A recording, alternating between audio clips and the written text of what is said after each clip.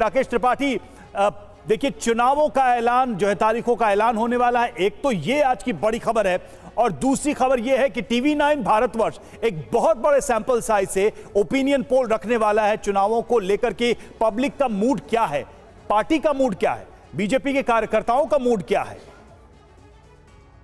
का उत्सव मानते हैं और ये उत्सव की शुरुआत हो रही है। हम बहुत सकारात्मक ऊर्जा के साथ, बहुत उत्साह और जोश और जुनून से भरे हुए हैं।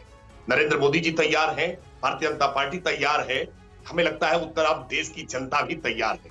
और आज आप ओपिनियन पोल की बात कर रहे हैं और उत्तर प्रदेश की बात कर रहे हैं, तो हमें पूरा विश्वास है कि उत्तर प्रदेश के कार्यकर्ता, भारतीय जनता पार्टी के और उत्तर प्रदेश की जनता आज राजस्थान की राह पर चलने के लिए तैयार है, गुजरात की राह पर चलने के लिए तैयार है, हिमाचल और दिल्ली की राह पर चलने के लिए तैयार है।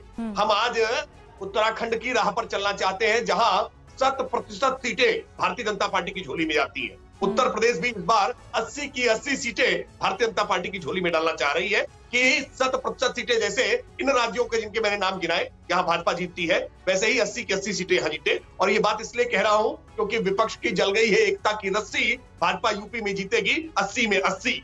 बड़ी बात कह दी राकेश जी आपने कि विपक्ष की एकता की जो रस्सी है वो जल गई है और भाजपा इस बार 80 से 80 सीटें जीत रही है। बहुत हास्यास्पद है रवि, ये बेल बॉन्ड पर रिहा लोग इलेक्टोरल बॉन्ड की बात कर रहे हैं।